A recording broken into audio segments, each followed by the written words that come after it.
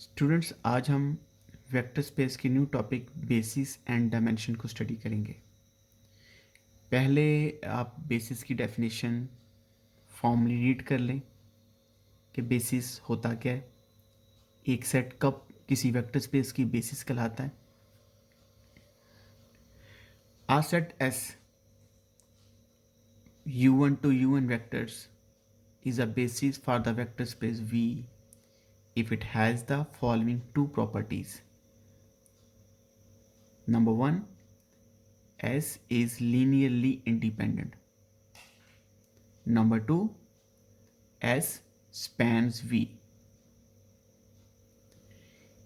एक सेट किसी vector space की उस वक्त बेसिस कहलाएगा अगर वो सेट वेक्टर स्पेस को स्पैन करे, यानी कि वेक्टर स्पेस का हर एक एलिमेंट जनरेट हो एस से, और साथ में S should be linearly independent, और जो सेट एस हो वो लीनियरली इंडिपेंडेंट हो।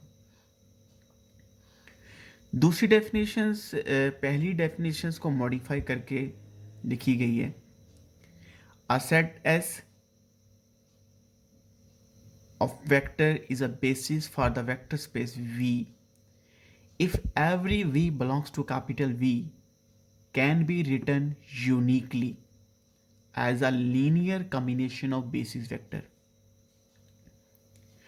एक सेट किसी वेक्टर स्पेस की बेसिस तब कहलाएगा अगर वेक्टर स्पेस का हर एक एलिमेंट एस से जनरेट भी हो, और जनरेट भी कैसे हो, यूनिकली जनरेट हो, यानी कि वी का हर एक एलिमेंट एस से स्पेन भी होगा, और वी का हर एक एलिमेंट एस से स्पेन सिर्फ एक ही वे से होगा, एक से ज़्यादा वे से नहीं होगा। अगर वी का हर एक एलिमेंट एस से एक से ज़्यादा वे से जनरेट हो रहा है तो सेट एस जो होगा वी की बेसिस नहीं कहलाएगा।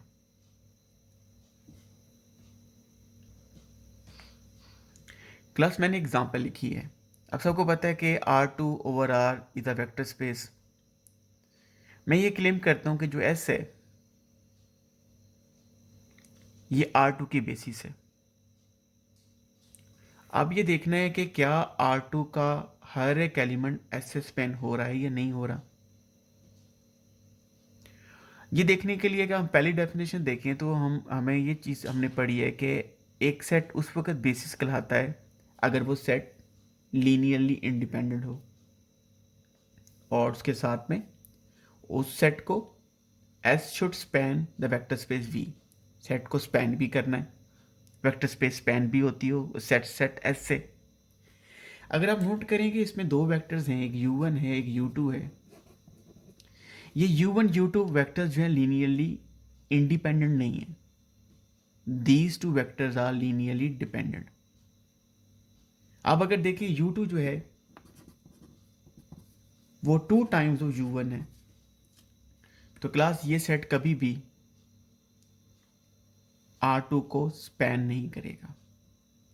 और याद रखिएगा R को स्पैन करने के लिए एक एलिमेंट चाहिए, क्योंकि जो डायमेंशन होती है वो बेसिस में नंबर ऑफ एलिमेंट्स होते हैं। जो आपके पास जो R की जो डायमेंशन होती है बेसिकली वो 1 होती है। R2 की जो डायमेंशन होगी वो 2 होगी। R3 की जो डायमेंशन होगी वो आपके पास क्या होगी, 3 होगी। अब सेट में चेंज कर देता हूँ, S ले रहा हूँ 1 0 0 1। आपको याद आ गया होगा कि ये बेसिकली कहलाती हैं स्टैंडर्ड बेसिस कहलाती हैं R2 की। अब R2 का कोई भी एलिमेंट ले लें, for all a b belongs to R2। आप देखिए ए बी कैसे ऑब्टेन होगा। फर्स्ट एलिमेंट को आप ए से मल्टीप्लाई कर दें और सेकंड एलिमेंट को आप 0 1 से मल्टीप्लाई कर दें। अब नोट करें कि R2 का हर एक एलिमेंट S से जनरेट हो रहा है। इसका मतलब क्या है, S spans R2, S R2 को स्पैन कर रही है। अब आपने देखना है कि ये एलिमेंट लीनियरली इंडिपेंडेंट है या नहीं है। देखिए दो वेक्टर्स को तो बड़े आराम से आप देख सकते हैं लीनियर इंडिपेंडेंट है या नहीं है। आप देखिए क्या 0 1 1 0 का मल्टीपल है, स्केलर मल्टीपल है। आंसर क्या है, नो। 0110 का स्केलर मल्टीपल नहीं है। इसका मतलब ये है कि S एक तो R2 को स्पेन कर रही है और दूसरा S जो है वो लीनियरली इंडिपेंडेंट है।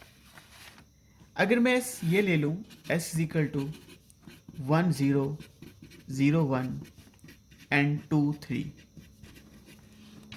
क्लास ये सेट अभी भी R2 को स्पेन कर रहा है, मगर अब ये सेट लीनियरली इंडिपेंडेंट नहीं है। क्लास ये सिंपल है, याद रखिएगा R2 में कभी भी दो से ज़्यादा एलिमेंट होंगे वो कभी भी लीनियरली इंडिपेंडेंट नहीं होंगे, हमेशा लीनियरली डिपेंडेंट होंगे। अब ये S जो है ये R2 की बेसिस नहीं है। पहली कंडीशन तो सेटिस्फाई हो रही है कि S स्पेन R2, मगर दूसरी कंडीशन सेटिस्फाई नहीं हो रही, S is not a linearly independent. अगर आप दूसरी डेफिनेशन देखें वो भी क्लियर है कि R2 का हर एक एलिमेंट S से यूनिकली ऑब्टेन नहीं हो रहा। फर्ज करें कि मैं आपको ये कहूं कि R2 से मैं एक एलिमेंट ले लेता हूं, -2 3 ले लेता हूं। -2 3 R2 का एलिमेंट है, -2 एंड 3। तो आप ये देखिए कि -2 कैसे कैसे ऑब्टेन हो रहा है। पहले एलिमेंट को आप क्या करें, -2 से मल्टीप्लाई कर दें, 1 0, और इसको आप ऐसा कर दें कि इसको आप 3 से मल्टीप्लाई कर दें, 0 1, और इसको आप 0 से कर दें, 0 2 3। तो आपने देखा कि -2 3 एक तरीका तो ये है। अब दूसरे तरीके से भी हम -2 3 ऑब्टेन करने की कोशिश करते हैं कि -2 3 कैसे होगा। हम ऐसा करते हैं कि यहाँ पे ले आते हैं, माइनस ले आते हैं, 2 3, -2 तो हमें यहाँ से मिल जाएगा, -3 भी मिल रहा है, यहाँ पे 0 ले आते हैं, 1 0। यहाँ पे हम ऐसा करते हैं कि 6 ले आते हैं, 0 1। देखिए क्या इनका सम, इन लीनियर कम्बिनेशन का सम जो है -2 3 बनता है, -2 होगा, -3 होगा, और ये 6 होगा। यस, अब आपने देखा है कि -2 3 जो है इस S सेट से यूनिकली ऑब्टेन नहीं हो रहा। हो तो रहा है, ये तो कब इनकार किया, हो नहीं रहा, हो तो रहा है मगर यूनिकली ऑब्टेन नहीं हो रहा। और याद रखिएगा एक सेट S उस वक्त बेसिस कहलाता है वेक्टर स्पेस की जब S जो होता है लीनियरली इंडिपेंडेंट होता है और S वेक्टर स्पेस को स्पैन करता है। या सेकंड डेफिनेशन क्या है, एस वेक्टर स्पेस का हर एक एलिमेंट S के वेक्टर से यूनिकली ऑब्टेन होता है। क्लास कुछ एग्जांपल्स हैं। पहली एग्जांपल है डिटरमाइन वेदर और not each of the following form the basis for R3। कि ये जो आपके पास जो फर्स्ट एग्जांपल है, क्या R3 की बेसिस है या नहीं है। पहली बात याद रखिएगा, मैंने आपको पहले ही बताया कि R की जो डायमेंशन होती है 1 होती है, R2 over R vector spaces की डायमेंशन 2 होगी, R3 ओवर R की जो डायमेंशन होगी वो 3 होगी। तो ये R3 की जो डायमेंशन है वो 3, तो R3 को स्पेंड करने के लिए 3 इंडिपेंडेंट सेट के अंदर 3 इंडिपेंडेंट एलिमेंट्स का होना ज़रूरी है।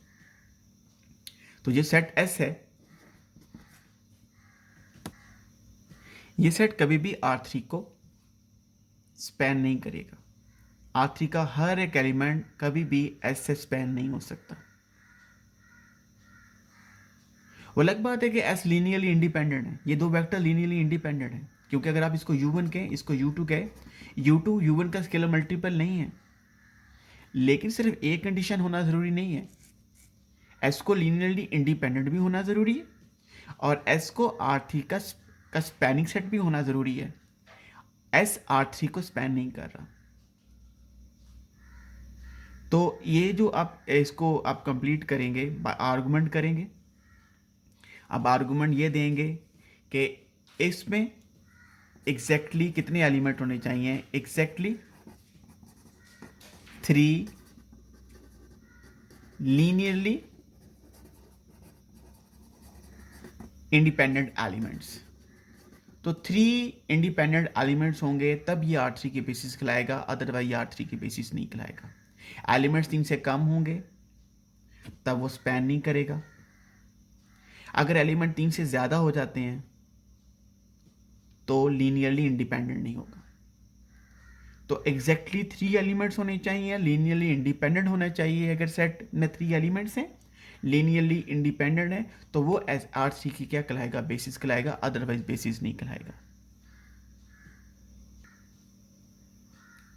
पहले क्लास ये सी एग्जाम्पल देख लें। सी एग्जाम्पल्स में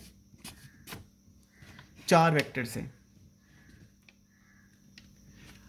अब ये 4 वेक्टर्स हैं तो क्लास ये स्पैन करें या ना करें, हमने तो बेसिस का बताना है।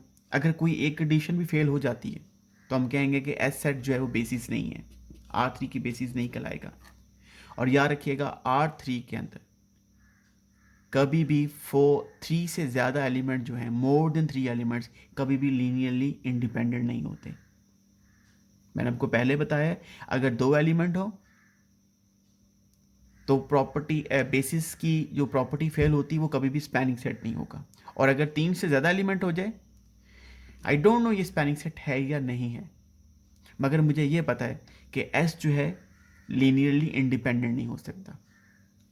तो लीनियरली इंडिपेंडेंट की प्रॉपर्टी देखते हुए मैं ये कह दूंगा जो एस सेट है ये कभी भी R3 की बेसिस नहीं कहलाएगा। S is not basis for R3, क्योंकि S is not linearly independent. जो S जो है वो लीनियरली इंडिपेंडेंट नहीं है। मैंने यहाँ पे स्पैनिंग की बात नहीं की, मैंने बात करनी थी बेसिस की। तो जब लीनियरली इंडिपेंडेंट की प्रॉपर्टी फेल हो गई तो स्पैनिंग सेट आपको देखने की ज़रूरत नहीं है। तो this is not a basis for the R3। जो बी एग्जाम्पल है इसमें 3 वेक्टर्स हैं, एग्जैक्टली 3 वेक्टर्स हैं।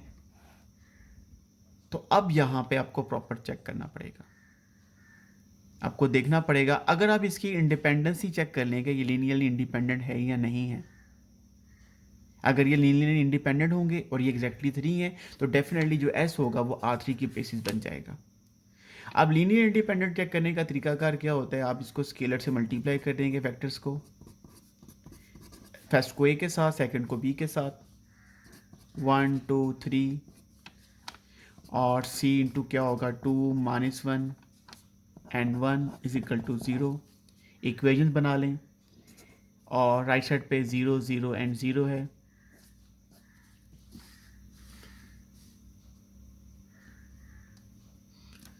ये बनेगा a plus b plus 2c is equal to 0।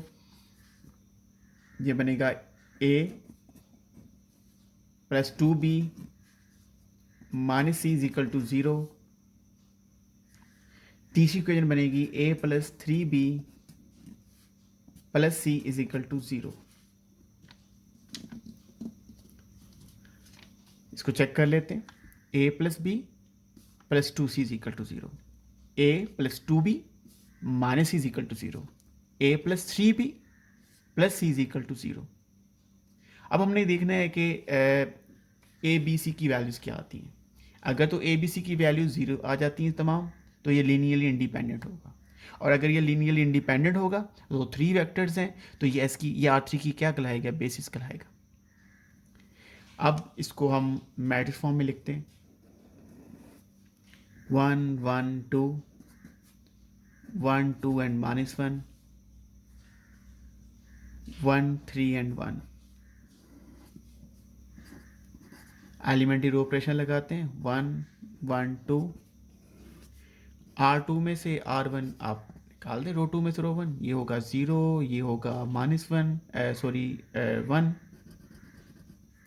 ये होगा -3, और R3 में से भी आप R1 निकाल दें, 0, 3 में से 1 जाएगा तो क्या होगा 2, और ये होगा -1।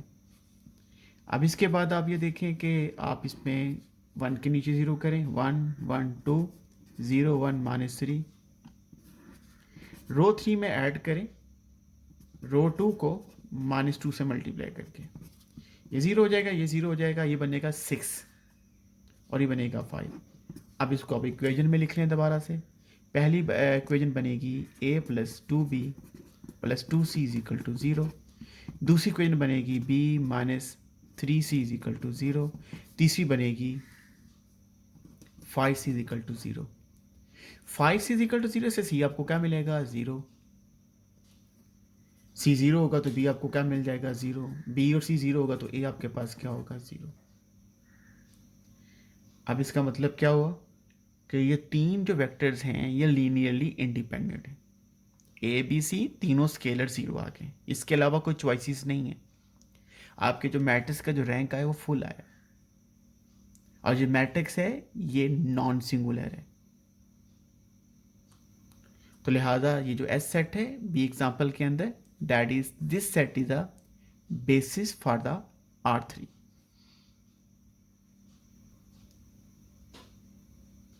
क्लास इस एग्जाम्पल को अपने ध्यान से अंडरस्टैंड करना है। ये जो बात हो रही है बेसिस एंड डिमेंशन की, ये वेक्टर स्पेस की नहीं हो रही बल्कि सब स्पेस की हो रही है। W एक सब स्पेस है। W में ऐसे एलिमेंट्स हैं जिनमें तीनों कंपोनेंट्स का सम 0 है, a + b + c = 0। ये बात मान लें कि W इज अ सब स्पेस ऑफ R3। W जो है वो सब स्पेस की दोनों प्रॉपर्टीज को सेटिस्फाई करेगा, scalar multiple and the vector addition. अगर आप चेक करना चाहें सब स्पेस की दोनों कंडीशन W में सेटिस्फाई हो रही हैं। तो जो W है डैट इज क्लियर है, डैट इज अ सब स्पेस फॉर द R3। लेकिन अब हमने क्या फाइंड करना है? Basis and dimension. देखिए R3 की जो डायमेंशन होती है वो 3 होती है, क्योंकि R3 के बेसिस एलिमेंट में बेसिस के अंदर 3 लीनियरली इंडिपेंडेंट एलिमेंट्स का होना जरूरी है। अब W की जो बेसिस जो डायमेंशन है वो 3 नहीं हो सकती, 3 से कम होगी। क्यों? इसलिए नहीं कि सब स्पेस है, इसलिए 3 से कम होगी क्योंकि W में R3 में तमाम एलिमेंट्स, अगर R3 में ऐसी एलिमेंट्स भी हैं जिनमें तीनों कंपोनेंट का सम 0 होगा, और ऐसी एलिमेंट्स भी हैं जिनमें तीनों कंपोनेंट्स का सम 0 नहीं होता। मैं एक एलिमेंट ले रहा हूं 1 3 5, ये एलिमेंट R3 का मेंबर है, मगर ये वाला एलिमेंट 1 3 5 ये W का मेंबर नहीं है। इसलिए मेंबर नहीं है क्योंकि 1 3 + 5 इसका सम 9 है, नॉट इक्वल टू 0। इसका मतलब यह है कि W में सिर्फ वही एलिमेंट्स हैं जिनमें तीनों कंपोनेंट्स का सम 0 है। अब 1 3 5 R3 में तो है, मगर 1 3 5 W में नहीं। इसका मतलब यह है कि W की जो डायमेंशन है वो 3 नहीं हो सकती, 3 से कम होगी। यहां से तो हमें अंदाजा ये हुआ कि dimension of W is not equal to 3, is not equal to, यानी कि डायमेंशन ऑफ R3 के ऐसे लिख सकते हैं कि dimension of W is not equal to dimension of R3, क्योंकि W के अंदर बहुत कम एलिमेंट्स हैं, सिर्फ वही एलिमेंट्स हैं जिनमें तीनों कंपोनेंट्स का सम 0 है। अब हम 2 एलिमेंट सजेस्ट करते हैं W के अंदर। एक एलिमेंट ले लेते हैं